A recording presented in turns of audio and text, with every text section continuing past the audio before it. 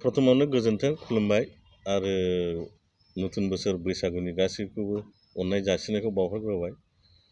जोङो दिनैबो प्रेस मिट लानायनि खारनानो बेनो जाहैबाय जे जोंनि गेजेराव मोनसे बेले बेजे मिसआन्डारस्टेन्डिं जालायनानै दङ जे जोङो मानो उदियासल जे डिमान्डखौ मानो रिभाइभ खालामनानै मानो बिफिननो नागिरखो, जे जायगायाव फारसेथिं बड'लेण्डबो बिनो नागिरगासिनो दं।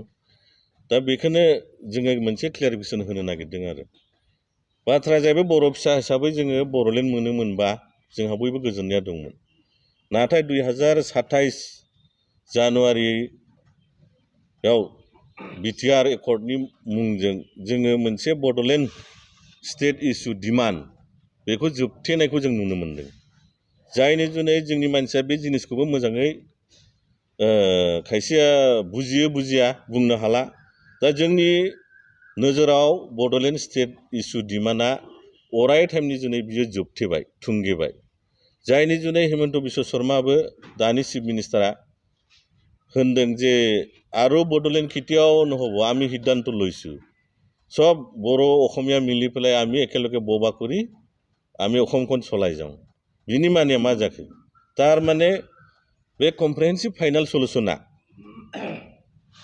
मोनसे जोंनि मानसिफ्रा गुबुन रोखोम बायखा खालामनानै प्रसार खालामो जे बे एबसुआसो खालामदों, सोरबा इउपिपिअआसो खालामदों, सोरबा बिपिअआसो खालामदों। बे नङा, एबसुआ जातीय संगठन हिसाबै अरायटाइम थागोन, खिन्थु बबे जिनिसा फाइनाल जादों बड'लेण्ड स्टेट इस्यु डिमान्डआसो कम्प्रिहेन्सिभ फाइनाल सलुशन जादों। थारमाने बड'लेण्ड स्टेट इस्युखौ फुल स्टप होनाय जादों बुंनो थाङोबा। दा सोरबाबा होनो जों मानिया बे एग्रिमेन्टखौ, बेलाय एबसुसो खालामना फैदों, जों गोदान दल दाबावगोन, गोदान आराम्भ खालामगोन। दा नाना रखम आरोखि बेखौनो होनदों जोङो एग्रिमेन्ट इज एग्रिमेन्ट। आरो बेयो जाहाथा दाखालि होनदों मोसौ फायखारिजों जायाखै, भारत सरकारजोंसो जादों। उइटनेस हिसाबै बिटिसि सरकार जोंनि दं, आसाम सरकार आरो भारत सरकारजों मिलायनानै मोनसे डिस्टिंक्ट एग्रिमेन्ट खालामनाय जादों। आरो बे जिनिसखौ आसाम सरकार भारत सरकारा सालि जारि खालामजोबनानै नायबिजिरनानैसो फाइनाल होननाय सोदोबखौ सोना होदों। थारमाने बड'लेण्ड स्टेट इस्युखौ फाइनाल। आरो बिसोरो बिथांमोना बेखौबो मिन्थिगौ जे बर'फ्रा आरोबाव मोनसे सर' दङ, मोनसे एकर्डनि उनाव आरो मोनसे आन्दलन खालामना ओंखारग्रा। दा बे जिनिसफोरखौ दिल्लीयावबो मिन्थिगौ, आसामावबो मिन्थिगौ। जायनि जुनै फाइनाल सोदोबखौ सोनानै Bodoland state issue demand final मोनसे सलुशन होननानै बिसोरो एग्रिमेन्ट खालामनानै फैदों।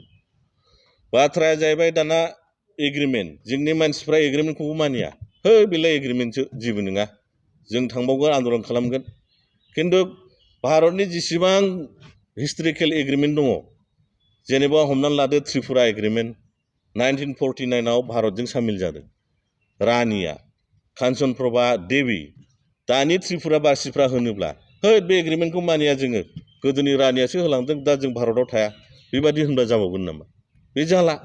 सिक्किमा हाबदों नोङो 1975आव भारतजों सामिल जादों, दानि सिक्किम बासिफ्रा होनोब्ला जों भारतजों थाया, बे एग्रिमेन्टखौ मानिया होनबा जागोन नामा? 1947आव जम्मु एन्ड काश्मीरा हाबदों, हरि सिं राजाया सामिल जादों, दानि जम्मु काश्मीरनि मानसिफ्रा होनब्ला जों भारतजों थाया, जोंनो आलादा देश नांगौ होनबा जागोन नामा? जाया।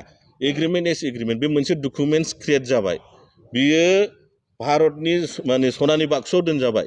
बे नोङो बे बड'लेण्ड स्टेट इस्यु डिमान्डनि आरोबाव जुदि नोङो सोरबा सोमावसारनाय ओंखारोब्ला बेफोर गासिबो रोखा जागोन। जायनि जुनै मोजाङै रायजो राजाफोरखौ बयहाबो गियान आरो बुद्धि दङ, सालिजारि खालामनानै नायनो जोङो खावलायहरो जे जोंनि मथेब्ला बड'लेण्ड स्टेट इस्युआ गैला। दा बुंनो हागौ भारतनि संबिधान मथे जोंनि डिमान्डआ जायजबो होनो, थिग আছে जायज। नोङो 1956 एसआरसि मथे भारतनि स्टेट रिअर्गेनाइजेशन एक्ट फजल आली आयग, बियो 1956आव लास्टआव बियो मोनसे एक्ट जाहैदों। बाव होनदों खोथा सैथो, बहाय होनदों लेंगुवेजखौ होननाय जादों, एथनिसिटिनि गोहो होनाय जादों, कालसारनि गोहो होनाय जादों, आरो लोगोसे जुग्राफिकेल। दा बे मोनसे सिंगेल टेस्टजोंल' नोङो गोदान रायजोखौ दानो हाया। खिन्थु बे फजल आयग कमिसनानो होनबावदों, साजेसन होदों, जुदि नेशनेल इउनिटि इन्टिग्रिटियाव माबा रिक्स फैयोबा बेखौ सालिजारि खालामनानै नायनाया मोजां।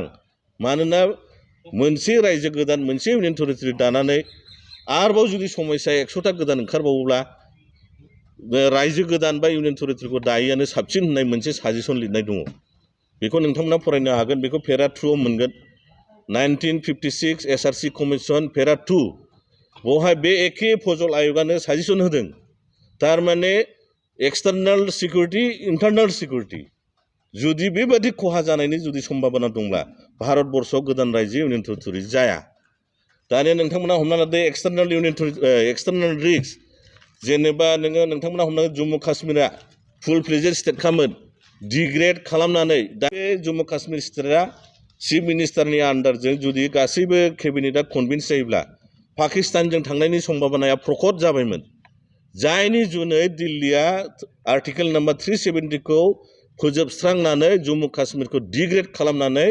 इन्डियाया दिल्लीनिफ्राय डाइरेक्ट इउनियन टेरिटरि प्रसासनखौ गावनि आखायाव लादों दानिया फैदों इन्टारनाल सिकिउरिटि हमना लादो नोङो मोनसे गोदान रायजो दानायनि उनाव आरोबाव जुदि नाना रखम जातीय क्लेश माबा कनफ्लिक्ट बर' अबर' जुदि रायजो मोनसे दानानै पार्मानेन्ट पिस फैयाबा बे रायजो दानायनि मा लाब जायनि जुनै इन्टारनाल सिकिउरिटियाव जुदि माबा मोनसे हानि जाथावथाव माबा मोनसे गोदान रायजो दानानै जाथावथावब्ला बेखौ भारतबर्षआ खनले 10 बार सिन्था धारा खालामनानै नायगोन लोगोसे नोंथांमोना नुनो हागोन जेसेबांनाखि एथनिकेल रायजो दा बिनानै दङ गुरखालिनिफ्राय लानानै बड'लेण्ड नोङो दिमाराजिलेण्ड गार'लेण्ड राभा हासंलेण्ड बेफोर गासैबो मोनसे एथनिकेल रायजो बिबोगारनायखौ नुगासिनो दङ जुदि साप'ज दिनैनि दिनाव बड'लेण्डआ जायोमोनबा गुरखालिनो माखि होनाङा राभा हासंनो कि माखि होनाङा दिमाराजिनो माखि नोङो होनाङा जायनि जुनै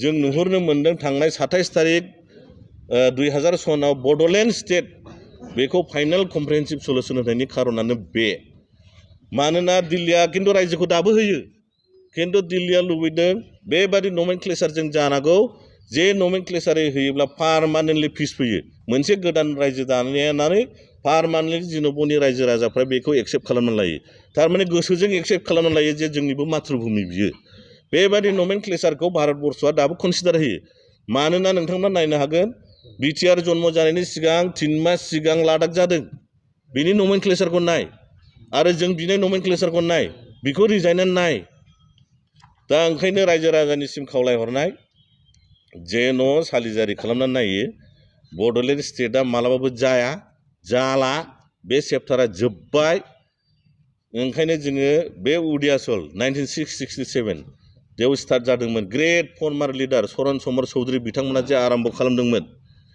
जे जोङो नायदों बिथांमोना बर'आ मेजरिटिबो नङा दाब जायगायाव रायजो जादलाबायो माने उराव सावथाल बांगाल जुंगाल नानानथा जातिनि मानसिफोर दङ हाइब्रिडाइजेसन बादि जायनि जुनै बै समाव एथनिकेल रायजो जादोंब्लाबो चरण समर चौधुरी बिथांमोना सिन्था खालामना नायदोंमोन 50 बोसोर 100 बोसोर दृष्टिभंगि दंमोन जोङो एथनिकेल रायजो बिनो थाङोब्ला जों माबा मोनसे लास्टआव जोङो टेकनिकेलि प्रब्लेमाव गोलैदों आरो जों मालाबाबो